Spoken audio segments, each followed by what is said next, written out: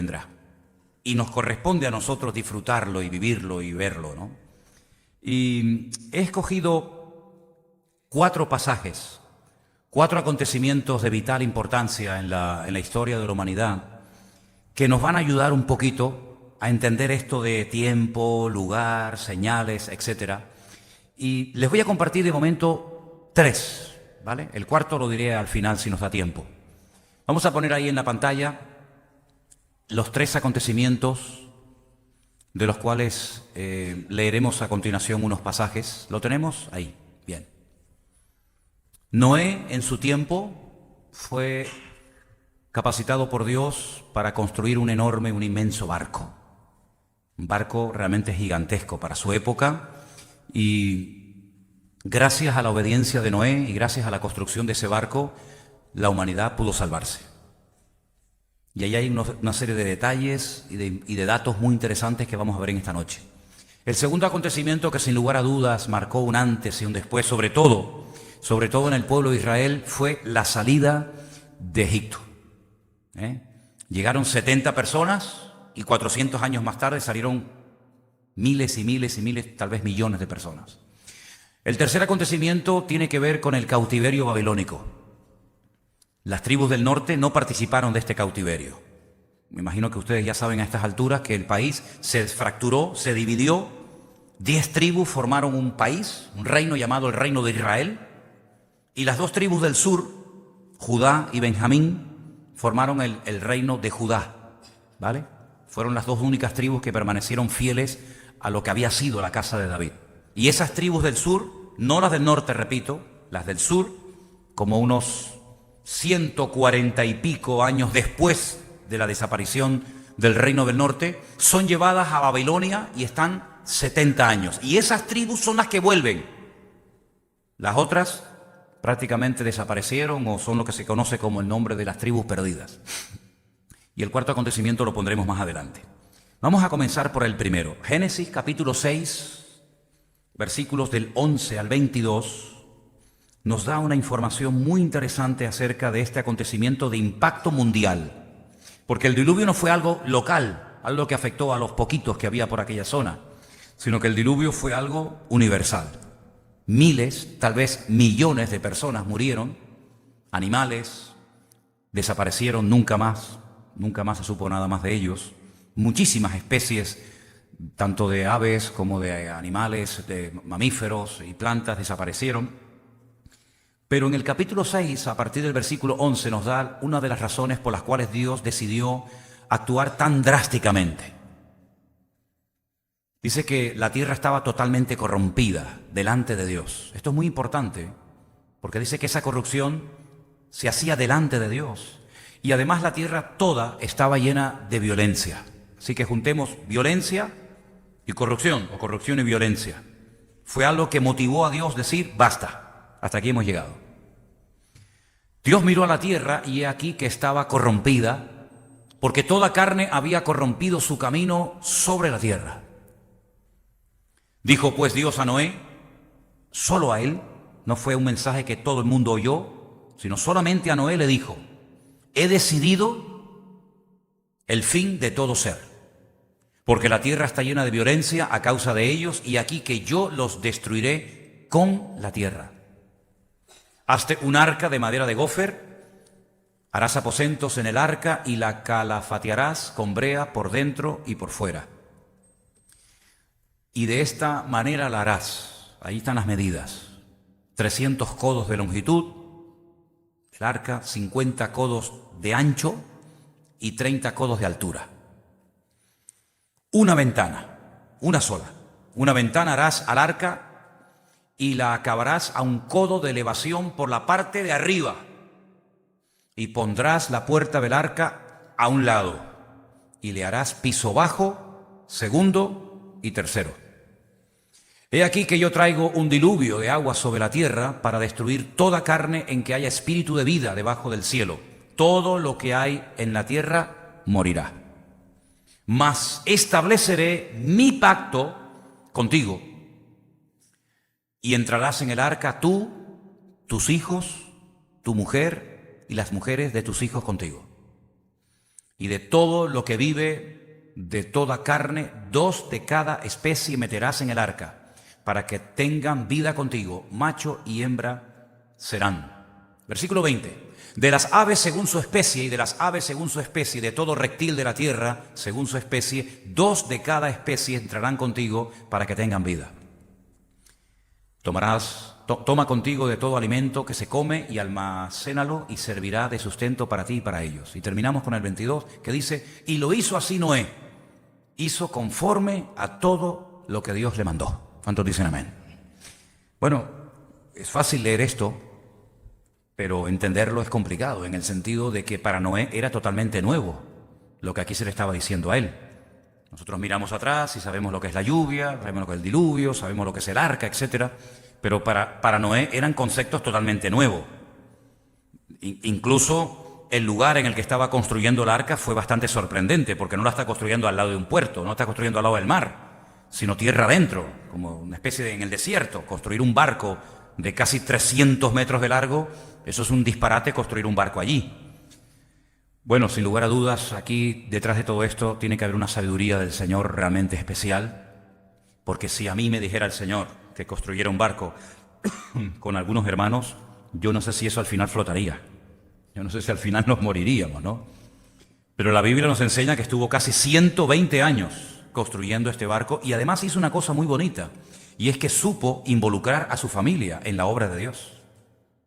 No era un loco que se aventuró a construir un barco y la familia se reía de él o se oponía, sino que él, a sus 3 hijos, Sem, Cam y Jafet, los logró envolver en la visión de Dios, en el plan, en el diseño de Dios, y a las esposas de estos y a su misma esposa, y al final sabemos que todos se salvaron, 8 en total, ¿vale? 3 hijos, la esposa, su esposa y él, 8 personas en total.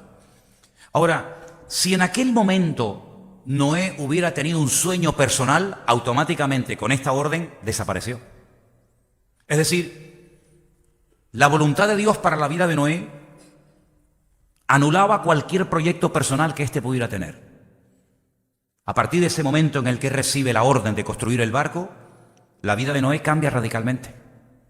Ya no hay sueños personales, ya no hay vacaciones, ya no hay yo quiero, yo siento, sino que todo gira en torno al llamado de Dios. Su tiempo, su familia, su energía, su dinero, sus recursos, etcétera, etcétera, etcétera. 120 años metido día tras día construyendo aquel inmenso barco. Uno se pregunta, ¿para qué un barco tan grande para simplemente 8 personas? Bueno, realmente el arca tenía capacidad para que muchas personas pudieran salvarse, pero no quisieron salvarse. Tuvieron más actitud de obediencia a los animales que los mismos seres humanos.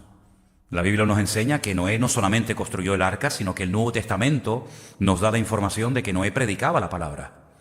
Y predicaba advirtiendo a sus vecinos, a las personas que le rodeaban y le conocían, que vendría un diluvio tremendamente destructivo y que si no se preparaban y se metían en el arca con él, perderían la vida. Y vemos que Noé aprovechó el tiempo tanto en lo material como en lo espiritual. Pero vemos que la gente no respondió a su llamado. La gente fue desobediente, la gente rechazó, probablemente hubieron burlas, probablemente hubo oposición, no lo sabemos. Pero lo que está bien claro es que esos 120 años de Noé fueron años en los que él, toda su vida, giró en torno al llamado y a la carga que Dios puso en su corazón. Cuando el Señor Jesucristo aparece, y lo vemos en los evangelios predicando y enseñando y recorriendo su país, Él habló de Noé.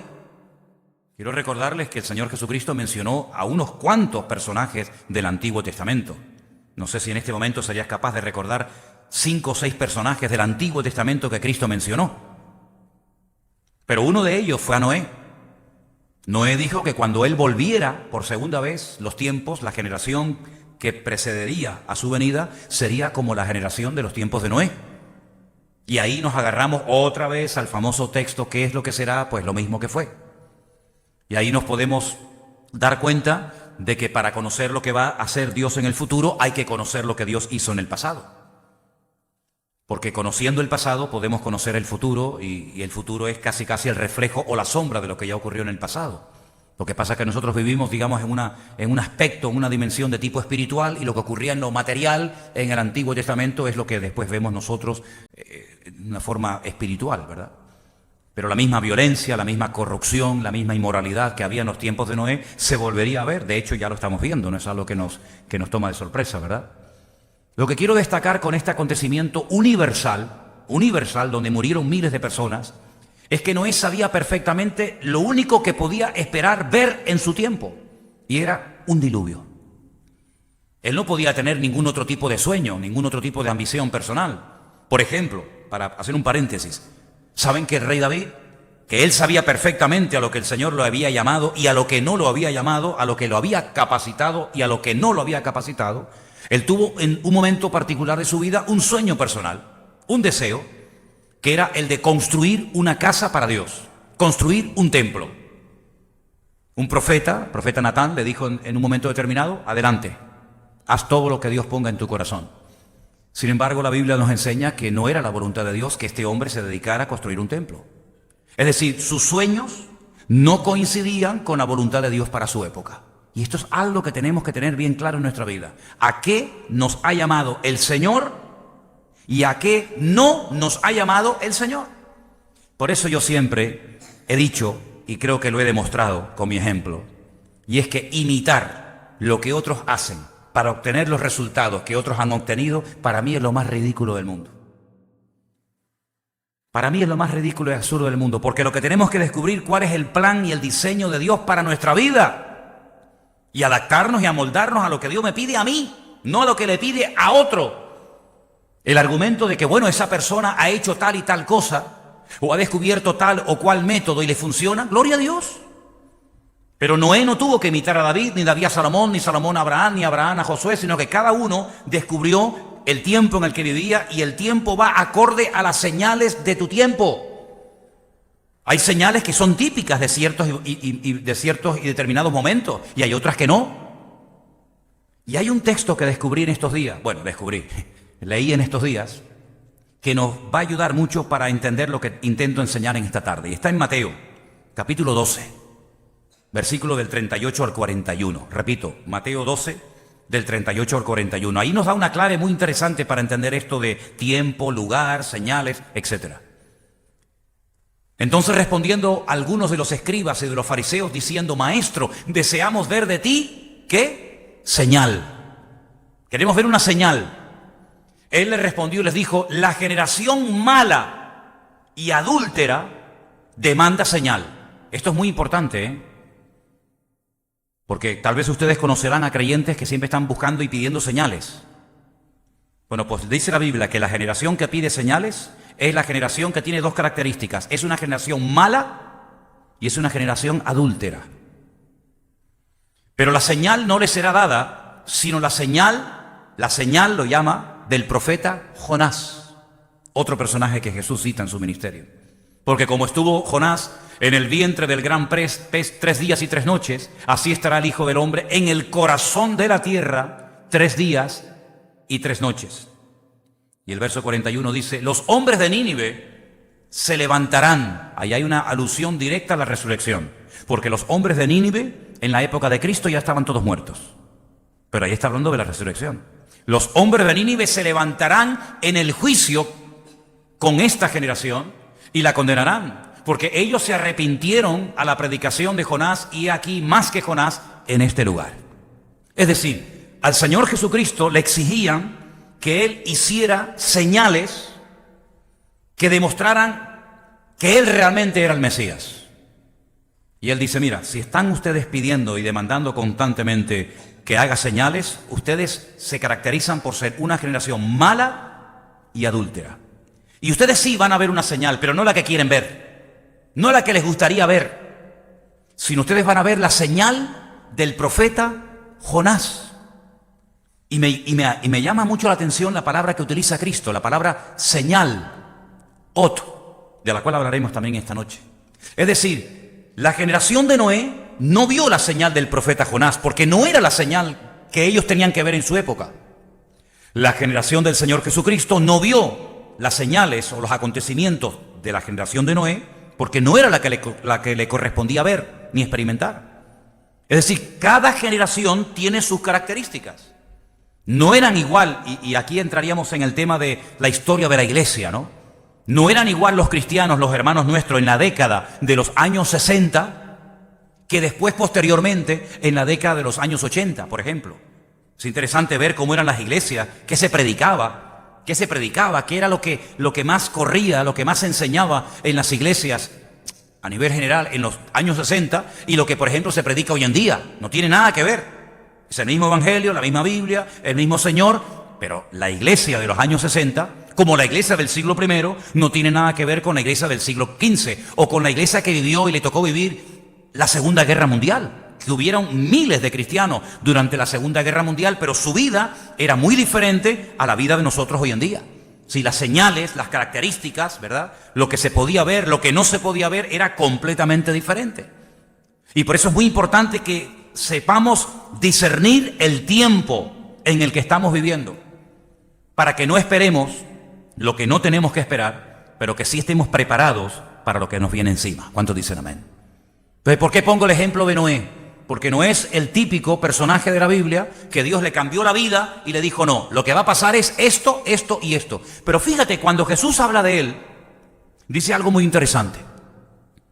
Dice, como estaban en la época de Noé casándose y dándose en casamiento y no entendieron, me gusta mucho esa expresión, no entendieron hasta, sí, llegó un momento que sí entendieron. Dice, pero entendieron ya tarde, hasta que vino el diluvio. Ahí comenzaron a entender, ahí comenzaron a darse cuenta que lo que Noé les había dicho era verdad, pero antes no entendían nada, pero cuando entendieron era demasiado tarde. Es decir, que la generación de Noé, la única señal que iban a ver no era ni la muerte de Cristo, ni la resurrección de Cristo, ni la predicación del Evangelio, ni la extensión de la iglesia por toda la faz de la tierra, por los 5 continentes, sino el diluvio. Y te preparas para lo que viene, o amigo, pierdes la vida. Sin embargo, cuando vamos, por ejemplo, a Génesis, capítulo 15, del versículo 13 en adelante, vamos a ver unas palabras muy, pero que muy interesantes que Dios mantiene con el patriarca Abraham, que en ese momento era Abraham, todavía no le había cambiado el Señor el nombre. El Señor le dijo a Abraham, ten por cierto que tu descendencia morará en tierra ajena. Claro, nosotros entendemos esto porque miramos atrás y vimos que todo esto se cumplió, pero es una información nueva, fresca. El patriarca Abraham en ese momento, la primera vez en la vida que oye estas palabras es ahí. Dios le está diciendo, ten por cierto, no lo dudes, que tu descendencia morará en tierra ajena. Y además le dice, y serán esclavos allí, en esa tierra ajena. Y será oprimida, y le da una cifra. Eso es muy importante, cuando Dios da años, cuando Dios da una cifra, ojo amigo, porque eso es verídico, 400 años. Es decir, Abraham sabía perfectamente que su descendencia serían esclavos en un país extranjero y sabía lo que les iba a ocurrir y durante cuánto tiempo estarían siendo oprimidos. 4 siglos, 400 años. Dios le da una información antes de lo que ocurre, de que ocurra dicho acontecimiento, con 400 años de antelación. Sin lugar a dudas, esta información él se la transmitió a su hijo Isaac, Isaac se la transmitió a Jacob, etcétera, etcétera. Más también, versículo 14, a la nación a la cual servirán, juzgaré yo, y después de esto saldrán con gran riqueza. Esclavos, pero ricos. Y esto me llama mucho la atención, porque no es normal que después de 400 años de esclavitud fueran una de las naciones más ricas del mundo. Y sin embargo eso fue lo que pasó. Fueron esclavos, lo perdieron todo durante el período de la esclavitud, pero cuando salen hasta arriba de riqueza, porque dice que los egipcios se lo daban a ellos.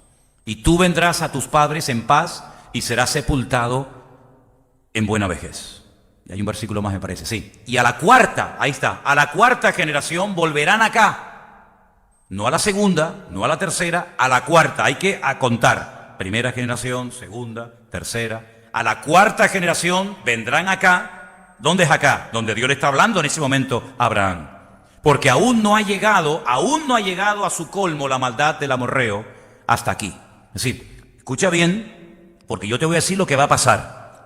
Tu descendencia van a ser esclavos. Se está refiriendo evidentemente a Egipto. La palabra Egipto, lo dijimos ya muchas veces, es Mitzraim en la Biblia. Hay dos M's, dos letras M diferentes en hebreo. Una M que es abierta y una M que es totalmente cerrada. La palabra Mitzraim contiene las dos letras, las dos M. Cuando se escribe al final de una palabra con la letra M, se tiene que utilizar la Men Sofit, es una letra M cerrada, como un cuadrado, totalmente cerrada. Eso es lo que iba a ser Egipto. Una puerta abierta, pero al final se terminaría cerrando y caerían en la esclavitud. Y después de 400 años, yo los sacaré, pero no los sacaré de cualquier manera, deprisa y corriendo, sino los sacaré con gran riqueza y volverán otra vez aquí y este país será vuestro para siempre. Si los datos que le está dando el Señor a Abraham son espectaculares. Por lo tanto, Abraham estaba tranquilo, podía estar tranquilo, en el sentido de que él sabía de que su hijo, cuando él muriera, no iba a ser llevado y esclavizado en Egipto. ¿Por qué lo sabía? Porque Dios le había dicho a la cuarta generación, todavía a ti no te toca. Abraham sabía perfectamente cuánto tiempo su descendencia estarían esclavizados en Egipto. ¿Cómo lo sabía? Por los datos, por la información que el Señor le había provisto previamente. Entonces, él se preparó y preparó a su descendencia para lo que se le venía encima. Y vuelvo a repetir, si no sabemos el tiempo en el que estamos viviendo, no vamos a saber qué es lo que Dios va a hacer y qué es lo que Dios no va a hacer. Haremos una mezcla y estaremos esperando cosas que no van a ocurrir o a la inversa. ¿Por qué dice la Biblia? Velad y orad, velad y orad, velad y orad, para que aquel día no os sorprenda como ladrón en la noche. Es decir, el creyente del siglo XXI que somos nosotros tiene que saber que no vamos a ver la señal del profeta Jonás, que esa fue una señal para la generación de Cristo, que no vamos a ver la liberación de la esclavitud de los hijos de Israel de Egipto, no vamos a ver el diluvio, sino que veremos otro tipo de señales que ellos no vieron, pero que nosotros sí veremos. Y por eso es muy importante saber, el lugar es muy importante, pero también el tiempo. Y el tiempo marca la señal y la señal me indica el tiempo en el que estoy viviendo. Hay otro tercer ejemplo que os quiero poner, también de fechas, de datos, y se encuentra en Jeremías. Profeta Jeremías, capítulo 25. Dice en el versículo del 11 al 12. Jeremías 25, del 11 al 12. Y dice así: toda esta tierra será puesta en ruinas y en espanto. Eso es lo que hay, amigo. Eso es lo que hay, es lo que Dios ha decretado. Toda esta tierra será puesta en ruinas y en espanto. Servirán estas naciones al rey de Babilonia, ¿cuántos? 70, no 80, no 120, no 50, 70 años servirán al rey de Babilonia. Cuando sean cumplidos, ni antes ni después, amigo, cuando sean cumplidos los 70 años, castigaré al rey de Babilonia y a aquella nación por su maldad, ha dicho el Señor, y a la tierra de los caldeos y la convertiré en desierto para siempre. Capítulo 29, verso 10, 29, 10, para aportar más información, dice, así ha dicho el Señor, cuando en Babilonia se cumplan los 70 años, otra vez reitera la cifra, cuando se cumplan los 70 años en Babilonia, yo os visitaré y despertaré sobre vosotros mi buena palabra para haceros volver a este lugar. 3 acontecimientos: el diluvio, que el Señor le dijo a Noé cuándo lo iba a producir y cuánto tiempo estaría en el arca; la salida del cautiverio en Egipto a través de Moisés, a la cuarta generación, ¿verdad? Y el cautiverio babilónico que se llevaría a cabo sí o sí por 70 años. Ahora pueden entender ustedes, cuando Daniel está en Babilonia, que fue llevado cautivo cuando era joven, junto con otros muchos, dice que leyendo en los libros, evidentemente los libros del profeta Jeremías, él sabía que el tiempo estaba a punto de cumplirse, porque el Señor había establecido un tiempo, y el tiempo eran 70 años. Cuando se cumplan los 70 años, se acabó el cautiverio y ya el Señor nos volverá a llevar a nuestra tierra. Por eso les decían los profetas, habitúense, acostúmbrense a vivir allí, no estén todos los días orando, Señor, sácanos de aquí, no se amarguen, no se depriman, porque por mucho que oren, por mucho que ayunen, por mucho que hagan guerra espiritual, como lo llaman algunos, por mucho que se pongan, de aquí no van a salir hasta que se cumplan 70 años. Yo he visto con mis propios ojos en Jerusalén muchas veces a grandes grupos de cristianos con sus pastores al frente, orando allí en el cótel, en el famoso muro de los lamentos, para que no venga la gran tribulación. Y para mí es perder el tiempo. Porque la Biblia nos enseña que lo que tiene que venir vendrá, ores o no ores, lo esperes o no lo esperes. No podemos modificar lo escrito. Tenemos que discernir lo que está escrito y pedirle sabiduría al Señor para saber cómo vivir en lo que nos corresponde tocar, ver, sentir y experimentar. Si usted está en el cautiverio en Babilonia, no pierda el tiempo orando y ayunando para salir la semana que viene. Señor, castiga a los babilonios, reprendo al diablo de Nabucodonosor, ato a los poderes infernales, que nos saque. Estás perdiendo el tiempo. Como muchos cristianos pierden el tiempo orando por cosas que no van a ver en su generación. Pero parece que la oración es como la llave maestra, que todo lo que pedimos, Dios sí o sí nos lo tiene que conceder, y nos equivocamos, amigos. Nos equivocamos. Cuando, por ejemplo, Elías dijo, no va a llover, no va a llover. Oren, reprendan, ayunen, revuélcanse, hagan guerra espiritual, traigan el evangelista famoso de no sé qué sitio, hagan un congreso de guerra espiritual, traigan a quien ustedes quieran, aquí no va a llover en 3 años y medio. Así que no perdamos el tiempo. Entonces la iglesia, nosotros hoy en día, cristianos del siglo XXI, tenemos que saber cuáles son las señales que vamos a ver y las que no vamos a ver según el tiempo y el lugar en el que vivimos. Porque de lo contrario vamos a hacernos una expectativa falsa de cosas que no van a venir y nos podemos llevar grandes palos por no habernos preparado para lo que el Señor dice que sí tenía que venir. Primeramente tenemos que discernir el tiempo y captar el mensaje de mi tiempo, de mi generación. Actuar en consecuencia, repito, discernir el tiempo, captar el mensaje y actuar en consecuencia al tiempo en el cual Dios me ha puesto. ¿Cuál es la señal o señales que veré en mi tiempo y cuáles no? Porque la señal indica el tiempo y el tiempo indica la señal. La palabra señal es una palabra que a mí me llama mucho la atención. Es una palabra simplemente de 2 letras en hebreo. Es la palabra ot. Y he buscado esa palabra, señal, en diferentes pasajes de la Escritura y la he encontrado en 3 lugares muy interesantes. Por ejemplo, Génesis 4:15, ahí aparece la palabra señal o la palabra ot. Y dice así, le respondió el Señor, ciertamente cualquiera que matare a Caín, 7 veces será castigado. Entonces el Señor le puso un ot, le puso una señal en Caín para que no lo matase cualquiera que lo hallara. Claro, si te metes en internet y buscas cuál era la señal de Caín, vas a escuchar de todo. Unos dicen que hasta Dios le puso una letra de su nombre en la frente, otros dicen que lo convirtió en negro, y vas a escuchar todo tipo de explicaciones habidas y por haber. Pero yo digo una cosa, hermanos, ¿y cuántas veces tengo que decir esto? Lo que no dice aquí, ya lo puede decir el Papa de Roma, que no tiene ninguna credibilidad.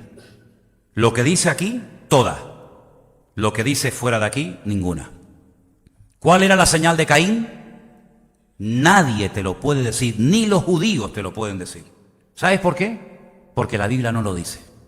Y lo que la Biblia no dice, ¿cómo se atreve alguien a decirlo? ¿Cuál es su fuente de información? Cuando nuestra fuente de información es la palabra de Dios. Ella es la fuente, de aquí sacamos nuestra información. No es que yo siento, a mí me importa un pepino lo que usted sienta, querido. Es que yo tuve un sueño, me da igual lo que usted tuvo. Toda experiencia, toda declaración que hagamos y que salga por nuestros labios tiene que ser avalada por la palabra de Dios. Si la palabra de Dios no le avala, no le confirma con textos bíblicos su declaración, no sirve de nada. Por lo tanto, sabemos que Dios le puso algo, una señal, un ot a Caín en su vida, de tal manera que lo protegió de que alguien lo matara. Pero ¿cuál es esa señal? Nadie lo sabe. Pero que fue tremendamente efectiva, pues también es cierto. Porque la Biblia dice que el Señor se la puso para protegerlo de que lo mataran. La segunda vez que aparece esa palabra en la Biblia la encuentro en Génesis también, capítulo 9, versículo 12. Y esa es una señal que todos sí hemos podido ver y sabemos a lo que nos referimos. Dios dijo, esta es la señal del pacto que yo establezco entre mí y vosotros y todo ser viviente que estará con vosotros por siglos perpetuos. Solamente era eso. Había una fotografía, ¿no? ¿Saben cuál es esa señal? El arco iris. Ahí la tenemos. Qué cosa tan bonita, ¿eh? Pero el arco, si os dais cuenta, apuntando hacia arriba, no apuntando hacia la tierra. Porque el Señor dijo que nunca más volvería a castigar la tierra con un diluvio. La señal de Caín no la sabemos. La señal del pacto que Dios hizo a través o con la vida de Noé, sí la sabemos, que es esa. Y hay una tercera ocasión en la que sale la palabra ot o señal en la Biblia, y está en Génesis, capítulo 13, versículo 9. Y dice, no es Génesis, está en el libro de Deuteronomio, disculpen, Deuteronomio. Mientras lo van buscando, esta es la señal y aquí la he traído para que la puedan ver. No sé si alguna vez, algunos sé que sí, otros sé que no. Algunos no han visto jamás en la vida esto. Estas son las señales que dice que el pueblo de Israel tendría todos los días de su vida en su frente y en su brazo.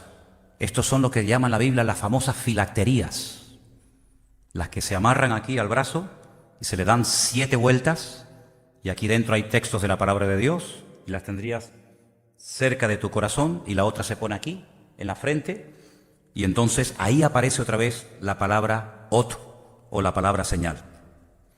Esto se lo ponen todos los días los judíos cuando van a orar, por la mañana, por la tarde y por la noche. Son tiras de cuero muy largas, y entonces dijo Jesús que les gustaba ensanchar las filas de sus filacterías, ¿verdad? Y orar delante de los hombres. Las puedes alquilar en las calles peatonales de Israel, las puedes alquilar en el aeropuerto. Es lo que yo llamo el kit de oración. Esto lo llama la Biblia ot, una señal entre tus ojos y una señal cerca de tu corazón. La de Caín no sabemos cuál es.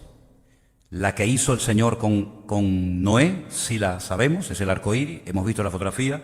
Y la tercera vez que aparece esta palabra en la Biblia, estas son las filacterías o los tefilín, que llama la Biblia, aquí lo tenéis, por si después queréis verlo. Tenemos un cuarto acontecimiento que es el que a nosotros nos va a afectar. Y ese, ahí está, y atarás como una ot, como una señal en tu mano, y estarán como frontales entre tus ojos. Fue un mandato que Dios le dio al pueblo de Israel para que esas cajitas que dentro tienen versículos bíblicos siempre estuvieran cerca de su corazón y siempre estuvieran cerca de su cabeza, de sus ojos. El brazo y la frente y el brazo. Qué interesante. El anticristo dice que marcará a la gente en su frente o en su brazo, imitando siempre al Señor. Qué interesante, ¿verdad? Qué interesante. El cuarto acontecimiento está en el Nuevo Testamento. Aunque hay más escritura en el Antiguo Testamento. Escuchen bien este dato, espero que lo pueda decir bien. Hay más información en lo que llamamos Antiguo Testamento para estudiar la segunda venida de Cristo que la primera. Es decir, estudiando solamente el Nuevo Testamento, tú llegas a la conclusión de que el Mesías tendría que venir 2 veces. Una vez a morir y otra vez a reinar. Si no leyéramos nunca el Nuevo Testamento, sabríamos perfectamente que el Mesías tendría que venir en varias ocasiones. Ahora, ¿por qué yo muchas veces cuando voy a alguna iglesia o retiro de pastores o algún curso que damos por ahí, yo les digo, hermano, os voy a decir algo, no os sorprendáis. Hoy no va a venir el Señor Jesucristo. Y claro, se quedan así como diciendo, ¿cómo? ¿Cómo? ¿No va a venir hoy? Digo, no. ¿Y cómo lo sabe Dios? ¿Cómo no lo sé? ¿Y tú no lo sabes? No, el Señor dice que puede venir en cualquier momento. Digo, sí, pero hoy no va a venir. Pero hermano, ¿cómo dice eso? Digo, porque la Biblia lo dice. Y la gente ya se queda ahí un poco trastocada, porque a mí me gusta muchísimo hacerle a la gente pensar.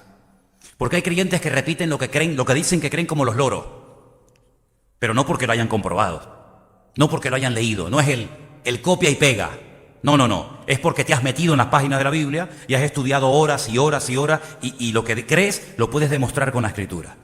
Hay un pasaje extraordinario en el Nuevo Testamento que nos hace mucho bien en el sentido de que nos da la información de las señales o de las cosas que podemos ver en nuestra generación, en nuestro tiempo. Y está en segunda de Tesalonicenses capítulo 2, del 1 al 10. Preste atención porque esto es como una cadena. Como los eslabones de una cadena, ¿verdad? Uno te lleva al otro, el otro te lleva al otro y así sucesivamente. Escucha. Con respecto a la venida de nuestro Señor Jesucristo y nuestra reunión con Él, no lo cambies hasta que yo te diga. Os rogamos, hermanos, escuchen bien. Con respecto a la venida del Señor Jesús, hay dos palabras en el Nuevo Testamento para hablar de la venida de Cristo. Una es la palabra parausía. Y otra es la palabra epifanía. Estamos hablando en griego.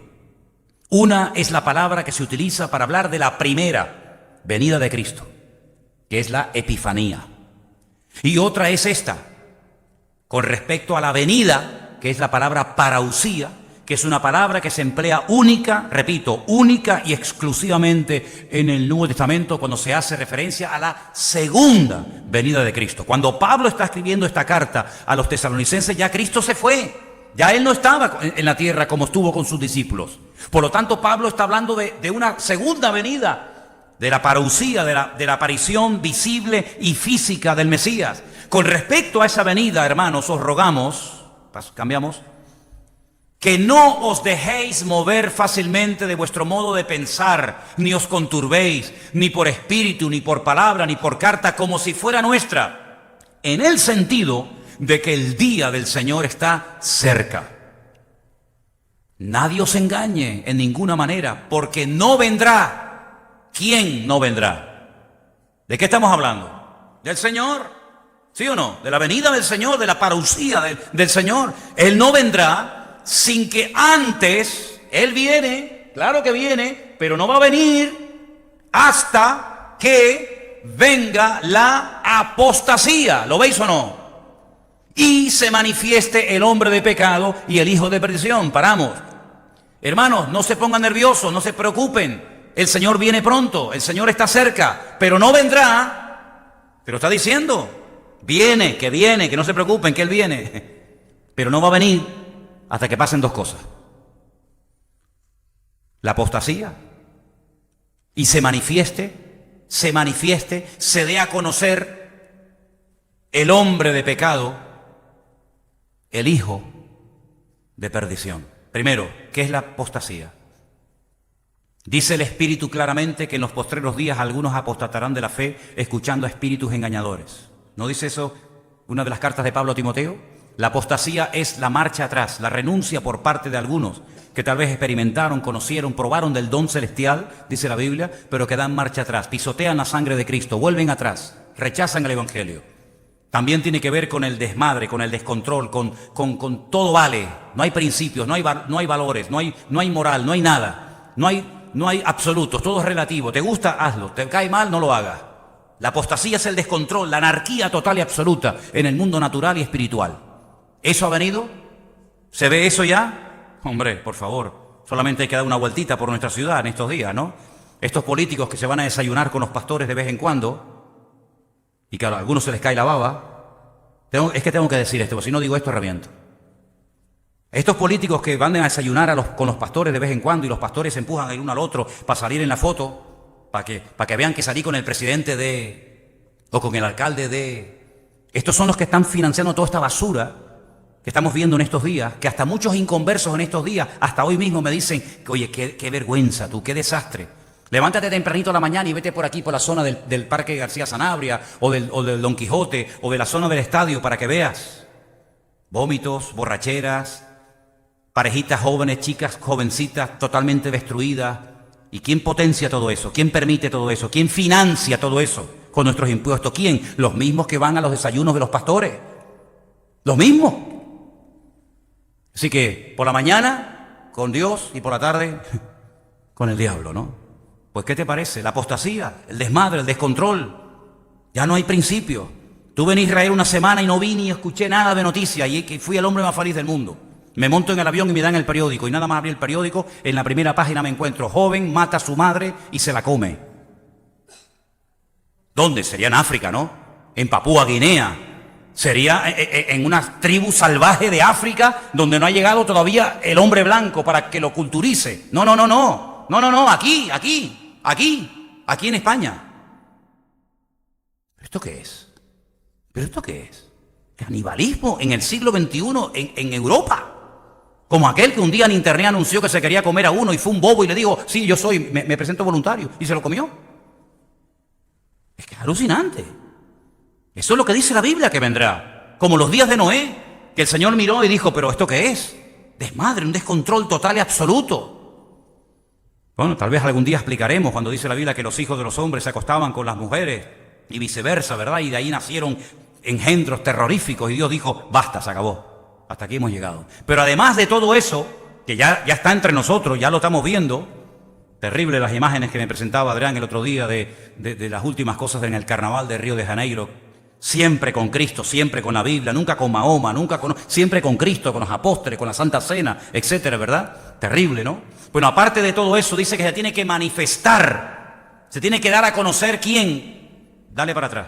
Se tiene que manifestar el hombre de pecado, el hijo de perdición. Es muy importante ver los adjetivos que utiliza la Biblia cuando habla de diferentes personas. Por ejemplo, ¿cómo se le llama a Cristo? Admirable consejero, Dios fuerte, Padre eterno, Emmanuel, Alfa, Omega, la raíz de Judá, el león de la tribu de Judá, el Cordero de Dios, ¿verdad? Hay un montón de calificativos del diablo. Satanás, serpiente antigua, diablo, padre de mentira. Bueno, pues este personaje también recibe muchos calificativos. Uno, hombre de pecado. Otro, hijo de perdición. Otro, inicuo. Otro, cuerno pequeño. Otro, anticristo. Sí, es la misma persona, pero que se dan diferentes expresiones para que lo conozca, para que veas por dónde van los tiros. Y este personaje todavía no se ha dado a conocer. Todavía no se ha levantado, todavía no se ha manifestado. Por lo tanto, el Señor todavía no puede venir, te lo está diciendo Pablo. El Señor tiene que venir, pero no va a venir hasta que se manifieste la apostasía y se manifieste el hombre de pecado, el hijo de perdición. Seguimos. El cual se opone y se levanta contra todo lo que se llama Dios o es objeto de culto. Tanto, y mira el ejemplo que pone, que se sienta. ¿Dónde? En el templo de Dios. Y claro, los cristianos dicen, ay, se sienta en la iglesia. Se sienta en el templo de Dios, como Dios, haciéndose pasar por Dios. ¿Y ese templo cuál es? ¿Cuál era el único templo que Dios tenía en aquella época, hermano? El templo de Jerusalén, mi hijo. ¿Y dónde está ese templo? No existe. No hay el templo de Jerusalén hoy en día. Es que he estado 13 años seguidos yendo a Jerusalén y todavía no se ha construido. Pero dar a entender de que se va a construir el templo de Dios. Claro, por supuesto. Y está todo preparado y listo. Y este personaje va a permitir que se construya el tercer templo de Jerusalén. Y a los 3 años y medio entra y dice la Biblia, el que lee entienda. Porque claro, hay algunos que leen y no entienden. Pero la Biblia dice, el que lee entienda, porque en esto hay sabiduría, que entrará y pondrá la abominación desoladora, de la cual ya habló el profeta Daniel, ¿verdad? Y entonces dice la Biblia que este hombre entra y se sienta en el templo de Dios, haciéndose pasar por Dios. ¿No os acordáis que cuando yo todavía estaba con vosotros os decía esto? Ahora déjeme que haga un inciso. El tiempo o el lugar donde más tiempo Pablo estuvo, ¿cuál fue? Éfeso, 2 años. Después, Corinto, 1 año. Y así sucesivamente. ¿Cuál fue el lugar de todos los lugares que Pablo visitó donde en la iglesia estuvo menos tiempo? Tesalónica. Todo esto lo puedes saber por el libro de los Hechos. No es que yo sea un lumbrera, sino que es cuestión de leer y nada más, ¿no? Dice la Biblia que estuvo en Tesalónica 3 semanas, 21 días, y cogió y se fue. En esos 21 días, en esas 3 semanas, miren el nivel de enseñanza de Pablo. Les habla del anticristo, les habla del hombre de pecado, del hijo de perdición, les habla a un nivel de enseñanza espectacular y dice, ¿no se acuerdan que yo cuando estaba con ustedes os compartía estas cosas? Cuando hay cristianos que esto no lo han oído en la vida.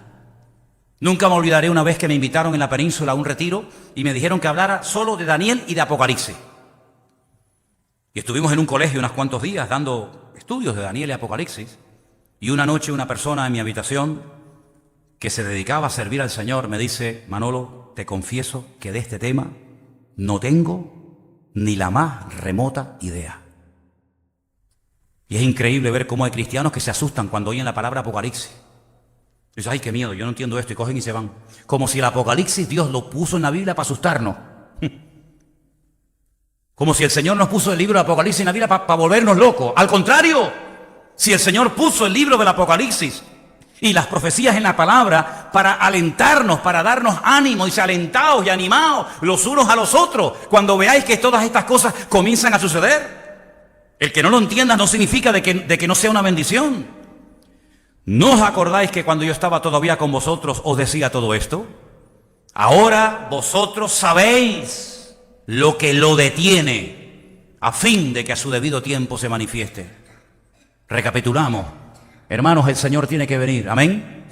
¿Amén? El Señor tiene que venir, sin lugar a dudas, pero no va a venir hasta que se manifiesten dos cosas: la apostasía y el hombre de pecado.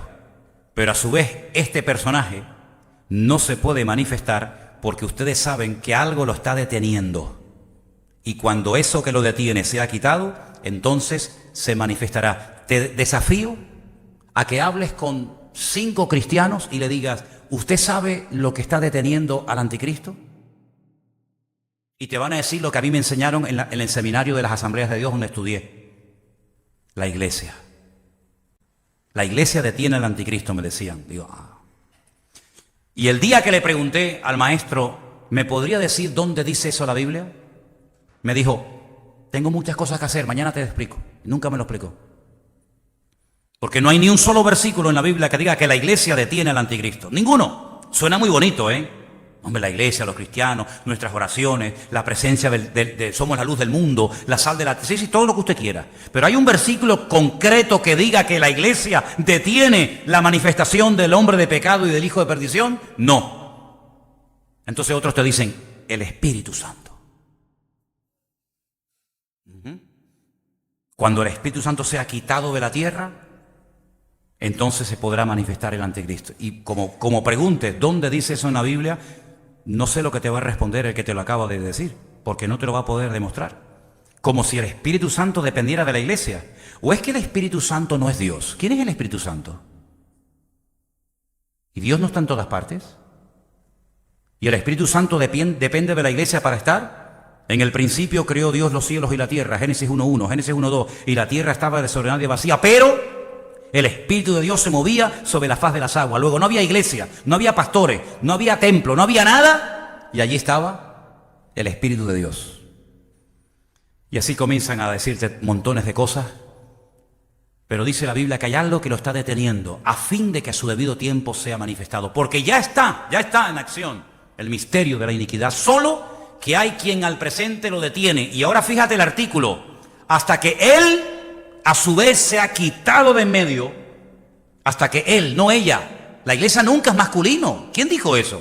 Por eso es un disparate cuando interpretan Isaías 53 como el pueblo de Dios, como el pueblo de Israel, porque allí se trata en género masculino al personaje principal de Isaías 53, claro, porque el personaje principal de Isaías 53 no es la iglesia, no es el pueblo de Israel, es el Señor, es el Mesías. Y la iglesia nunca jamás ha sido tratada en forma masculina. La iglesia es esposa, la iglesia es novia, la iglesia es paloma, la iglesia es amiga. La iglesia nunca es género masculino. Pero ahí el artículo, ya me lo quitaron. Pero ahí el artículo es masculino, tercer pronombre singular masculino. Hasta que él, no es ella. Bueno, pero da igual. ¿Cómo que da igual? Da igual ella que él. No, señor. Hasta que él se ha quitado de en medio. Y ya no sé ni dónde estoy. Lo quitamos, lo destruimos. ¿Viene el anticristo o no viene? Hasta que él a su vez se ha quitado de en medio. Ahí estoy. Ok, venga, el 8. Entonces, cuando sea quitado, entonces se manifestará el inicuo. Otra palabra, ¿ves? Otra palabra para el anticristo. Dicho sea de paso, el único que menciona la palabra anticristo en toda la Biblia, ¿quién es? Juan. Muy bien. Juan solamente habla de él como el anticristo, el anti-Mashiach, el que se opone al Mesías, ¿vale? A quien el Señor matará con el espíritu de su boca y destruirá con el resplandor de su venida. Esto es imponente, ¿eh? Esto es tremendo este versículo, ¿eh? Lo que mata al anticristo es el brillo, el resplandor de la venida del Mesías. Qué tremendo, ¿eh? inicuo, cuyo advenimiento, cuya aparición o manifestación es por obra de Satanás. Esas películas de Hollywood, que uno se acuesta con una mujer y nace el anticristo, que fue que el diablo se acostó con un... Hazme el favor. Hazme el favor. Con gran poder, ay mira, poder, señales y prodigios, mentiroso. Menos mal que pone mentiroso. Es decir, ahí hay una clave. En los últimos tiempos habrán manifestaciones, señales, prodigios, milagros, mentirosos. Pero no dejan de ser prodigios, no dejan de ser milagros, pero mentirosos. ¿Y quién es el que está detrás de toda mentira? Satanás, que a él se le llama padre de mentira. Oye, esto es un milagro. Sí, pero es un milagro mentiroso. ¿Por qué? Porque lo ha producido el autor de la mentira, que es Satanás. Me encontré una vez hace años a un pastor en Madrid que me dijo que el domingo en su iglesia había llovido oro. Interesante. Digo, y cayó mucho. Ese hombre, no era para recogerlo con palas, pero algo cayó. Además te lo puedo demostrar. Digo, ay, qué bien. Abrió así la chaqueta, se sacó, nada, un fisquito ahí de papel, así chiquitito, y me dice, mira. Digo, espérate que yo con gafas no veo. Digo, ¿esto qué es? No, pero míralo bien, Manolo. Yo ya lo estoy mirando bien, ¿no lo veo bien o qué? Dice, mira, este fisquito así de papel, yo lo que hice así del suelo, lo cogí así, y mira, esto es oro. Digo, perdone la expresión, pero le dije así, tú me estás vacilando, hermano. Es que tengo la impresión de que me estás tomando el pelo. Yo ya soy muy grande para que me tomes el pelo, ¿viste? Es decir, mi Señor hace una ciudad que tiene 7.000 kilómetros de largo, 7.000 de ancho y 7.000 de alto de oro puro. Y tú me dices que el Señor barrió el culto ayer y cayó esto en el culto. Señales y prodigios mentirosos. Estas señales seguirán a los que creen en mi nombre. No dijo, escucha esto, porque esto es muy importante, porque esto puede traer bendición o ruina a una iglesia. El Señor no dijo señales seguirán. No dijo eso, hermano. Dijo, estas señales seguirán a los que creen. Estas señales, no cualquier señal. ¿Por qué acotó y por qué dijo estas señales? Porque no son todas las cosas que vemos y nos cuentan que son señales producidas por el poder y la manifestación del poder de Dios. Pero hermano, la Biblia dice, el Señor dijo que obras mayores que las que Él haría, que las que Él hizo haríamos. Digo, sí, mayores en cantidad, pero nunca le ganaríamos al Señor haciendo cosas que Él no hizo. ¿Has resucitado muertos? ¿Has limpiado leprosos?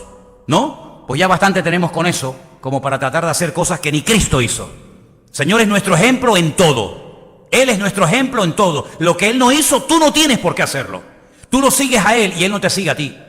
Y hay personas que creen que cualquier señal, cualquier milagro, cualquier prodigio, cualquier historia es de parte de Dios. Por eso una de las normas que tenemos en esta iglesia, y sabéis que la llamamos a rajatabla, y así lo hemos cumplido, cuando alguien dice que ha sido sanado de algo, como aquí ha habido gente que ha sido sanada, y ustedes saben de quién estoy hablando, aquí Dios ha sanado gente con cáncer. ¿Sí o no? Muy bien. ¿Cómo sabemos que usted tenía cáncer? Traiga los papeles. Mire, el médico en la consulta tal, el día tal, en el hospital tal, me dijo esto.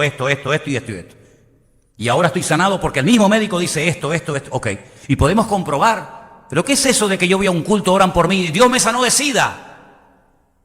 ¿Qué credibilidad tiene ese testimonio? Lo que le da credibilidad al testimonio es poder demostrar que usted verdaderamente era ciego y ahora ve. Porque si no, hermano, estamos dándole lugar a disparates que en vez de traer gloria a Dios, lo que traen es descrédito y desprestigio a la obra de Dios. Hombre, hay milagros que son evidentes. Si aquí entra un paralítico y Dios lo levanta, gloria a Dios, no hace falta ni que vaya al médico. ¿Por qué? Porque todos sabíamos que el hombre no tenía piernas y aquí le crecieron. Y todos sabíamos que el que entró pues era mudo o era ciego. Pero hermano, hay cosas que no se ven. Y no es que porque no las veamos, no las creemos, no. Sino lo que queremos es verdaderamente dar gloria a Dios y que los hombres sepan que verdaderamente este hombre tenía esta enfermedad y que ahora los mismos hombres ratifican que efectivamente Dios o lo que fuera lo sanó y ahí damos gloria a Dios.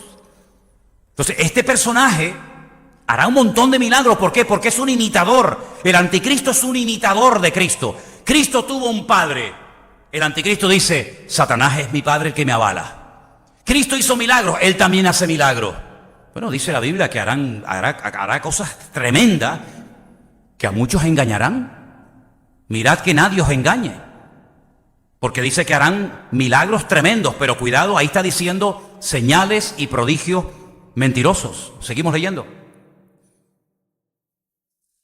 En 2 Tesalonicenses capítulo 2, estamos leyendo desde el versículo 1 hasta el versículo 10. Con todo engaño de iniquidad para los que se pierden, por cuanto no recibieron el amor de la verdad para ser salvos.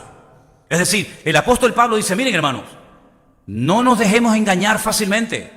Habrán señales, pero no todas las señales que vamos a ver son de parte de Dios. Van a haber señales mentirosas, producidas por espíritus inmundos. Satanás también es capaz de hacer cosas tremendas. ¿Cuál fue el primer milagro del diablo? El primero, meterse dentro de un animal hermoso como era la serpiente en aquel momento y a través de una serpiente hablar. ¿Eso no es un milagro? ¿O es que las serpientes hablan? ¿Eso no es un milagro?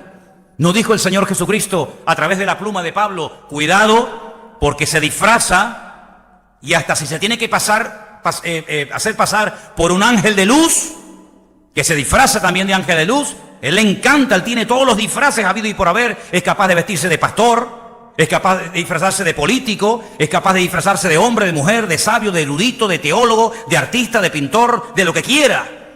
Porque dice la Biblia que cuando Dios lo creó fue el sello de la perfección, acabado en hermosura, lleno de sabiduría. Nunca Dios dijo eso de nadie. Nunca dijo Abraham, acabado en hermosura, lleno de sabiduría, no. Pero cuando creó a este personaje, que en un principio no era de Satanás, sino era un tremendo arcángel poderoso de parte del Señor, dice, acabado en hermosura, el sello de la perfección y lleno de sabiduría. Mira cómo lo vistió. Ni Adán lo vistió así. Adán lo dejó desnudo. Adán y Eva estaban desnudos. Pero cuando creó a este, le puso las mismas piedras preciosas que le puso al sumo sacerdote en el templo de Jerusalén. Esmeralda, carbunclo, topacio, diamante, piedras preciosas, era todo su vestido, era algo espectacular. Y dice que se enalteció y allí comenzó su ruina, ¿te das cuenta?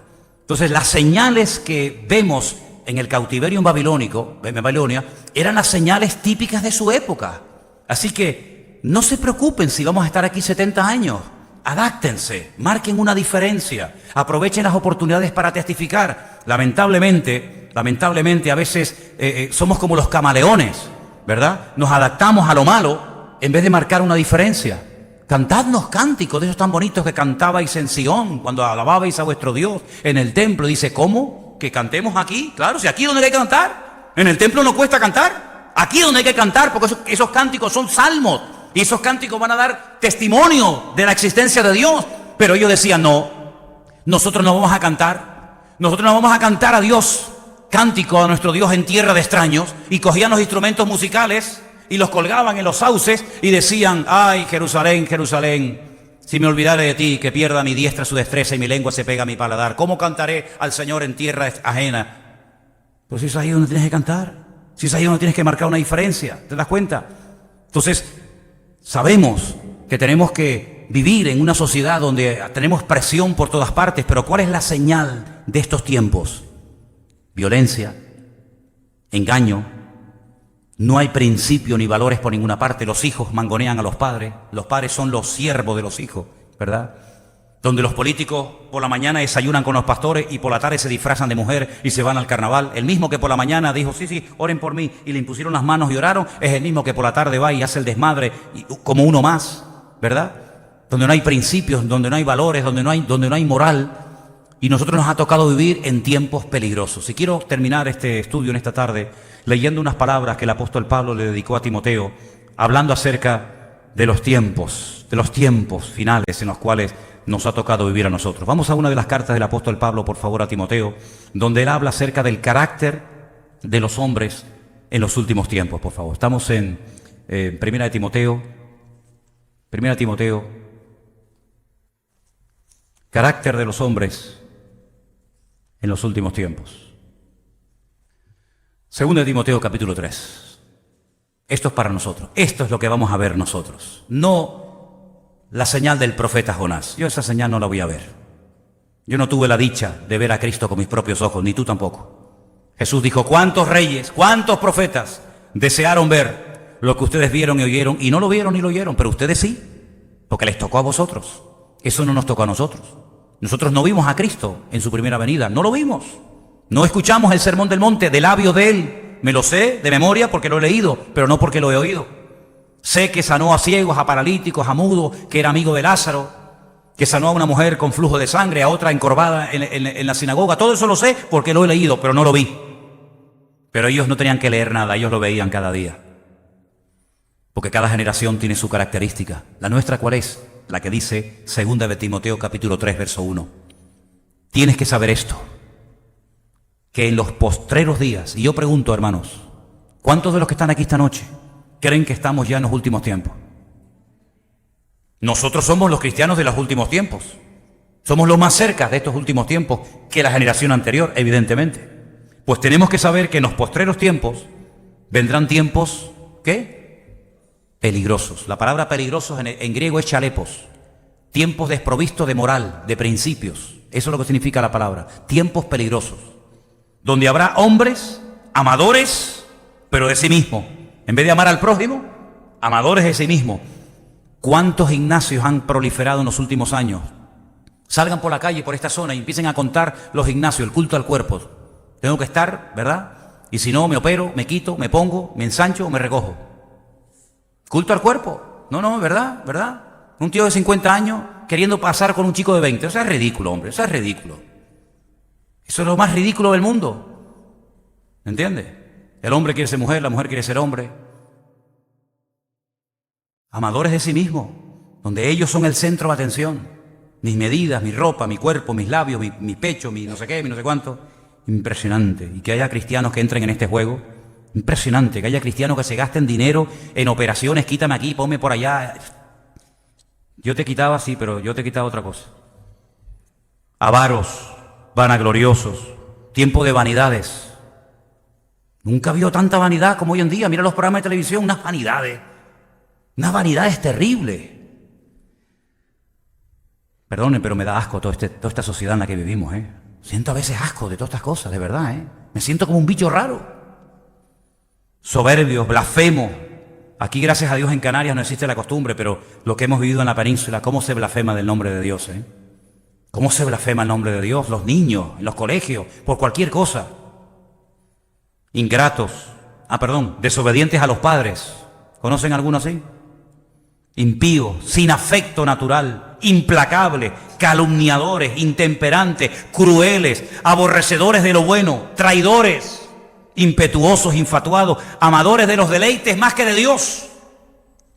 Tendrán, eso me gusta, tendrán apariencia de piedad, pero negarán la eficacia de ella. A estos evita. Estos que están ahora en el desmadre total y absoluto, son los mismos que después se ponen su frac, su chaqueta y su corbata con su bastón de mando y se van a las procesiones de Semana Santa en la laguna, con el Cristo de la Laguna, con la doña que está allí, un pueblo un poquito más abajo que va para el sur, ¿verdad? Los mismos que se desmadraron, los mismos que hicieron burradas, son los mismos señores que ahora con traje y corbata, con apariencia de piedad, sin vergüenzas. Tendrán apariencia, pero negarán la eficacia de ella. Estos son los que se meten en las casas y llevan cautivas a las mujercillas cargadas de pecado, arrastradas por diversas concupiscencias. Están siempre aprendiendo y nunca llegan al conocimiento de la verdad. Es increíble, no se enteran de nada. Hablas con ellos y dices, pero este hombre es pastor, pero este hombre es cristiano. Y no se enteran de nada. De la manera que Janes y Jambres resistieron a Moisés, estos resisten a la verdad, tienen respuesta para todo. Don respuesta. Tienen respuesta para todo. Pero mira, hermano, es que la Biblia es de santidad. No, pero mira, realmente no dice eso la Biblia. Pero mira, hermano, es que la Biblia habla de oración. No, pero tampoco te lo tomes tan a pecho. Pero mira, hermano, es que la Biblia habla de congregación. Sí, pues tampoco te pongas tan fanático ahora que parece que... Es impresionante. ¿Conocen gente así? Resisten a la verdad, corruptos de aquí, de entendimiento, flechas, vivos para los negocios, pero para la obra unos inútiles. réprobos en cuanto a la fe, no irán adelante porque su insensatez será manifiesta a todos. Las ovejas a veces son más listas que los que están en los púlpitos. ¿Cómo puede ser eso? El pueblo común y llano tiene más sentido común que los jueces que tienen que dictar sentencia. ¿Cómo es posible que la gente diga, pero cómo es posible que este hombre ha matado, ha violado, ha quemado, ha torturado, ha hecho burrada y ahora está de permiso otra vez en la calle? La gente con más sentido común que los que tienen autoridad, pero autoridad para lo malo. Ojalá la utilizaran para lo bueno. No irán adelante, su insensatez será manifiesta a todos, como también la fuera de aquello. Pero tú has seguido mi doctrina, mi conducta, propósito, fe, longanimidad, amor, paciencia, persecuciones. En otras palabras, hermanos, la maldad se va a multiplicar. No nos sorprendamos de que incluso diga iglesia de homosexuales. Y tú dices, pero ¿cómo puede ser esto? Y es que lo hay, hermano, y es que lo hay.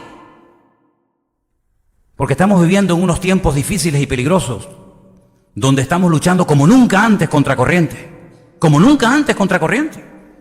Y nosotros porque ya tenemos 2 dedos de frente y tenemos una edad, pero ¿y nuestros hijos? Esos niños pequeñitos que están en nuestra iglesia, que los vimos correr hace unos días ahí en el campamento, que entran y salen y corren cuando los metemos ahí adentro y decimos, bueno, los dejo a las 8 de la mañana y algunos los recogen a las 5 de la tarde. Y tú dices, ¿y dejo yo a mi hijo desde las 8 de la mañana hasta las 5 de la tarde en las manos de quién? ¿En las manos de quién? Locura. Ahora dice que van a castigar a los niños no saliendo al patio a jugar, para que aprendan y sepan lo que sufrieron las mujeres en su época. Pero ¿qué tarados tenemos, hermano? Pero qué tarados inútiles tenemos en este país. Este país se ha vuelto loco. Pero eso es lo que nos va a tocar ver a nosotros. Injusticias. Y hay una calma tensa en las naciones. Pero esto de un momento a otro sale por los aires, queridos hermanos, Hay una calma en los árabes, en Israel, el otro, el chanchanlú el gordito de allá, el otro, el del pelo para allá. Hay como una calma tensa, pero no nos engañemos, hermanos. Como los dolores que le vienen a la mujer que está a punto de dar a luz. Ahí la tenemos sentada, tranquilita, escuchando el culto, de repente dice, ¡ay! Y dice, sale que ya no hay marcha atrás. Exactamente le va a pasar a la humanidad. Estamos tranquilos, pero no nos confiemos, no bajemos la guardia, no creamos que, ¡ay, qué bien! No, hermanos. Esta es la calma que viene antes del huracán. Esa calma que dice, Dios, no se mueve ni una hoja. No hay ni pájaro. Las hormigas se escaparon. No se oye nada y de repente te viene el huracán, amigo, y te arrasa con todo y te lleva a la casa. Pongamos la mirada en Cristo, porque la señal nuestra de los últimos tiempos, tiempos difíciles, tiempos peligrosos, tiempos de injusticia, tiempos de guerra, de rumores de guerra, etcétera, etcétera, etcétera. Pero el que persevere hasta el fin, ese será salvo. ¿Cuántos dicen amén? Aleluya, aleluya. Gracias, Señor. Gracias por tu palabra que nos conforta, que nos alienta, que nos anima. Gracias, Señor, porque es un ancla firme en medio de la tormenta. Y queremos pedirte, Señor, que abras nuestros ojos para que podamos entender que estos tiempos en los que estamos viviendo no queda otra más que consagrarse y comprometerse contigo, estudiar, escudriñar la palabra y vivir en orden. Ayúdanos, Señor. No es fácil, es difícil, las pruebas, las luchas de la vida, pero todo lo podemos en Cristo que nos fortalece. Tu palabra es viva y eficaz y tú has prometido estar con nosotros todos los días hasta el fin del mundo, Señor. Bendice nuestras vidas, nuestros hijos, nuestras familias y que estemos siempre cerca de ti, sabiendo que tú eres nuestro Dios todopoderoso, al cual honramos, servimos y por nada ni por nadie te dejaremos nunca. En el nombre bendito de Jesús. Amén.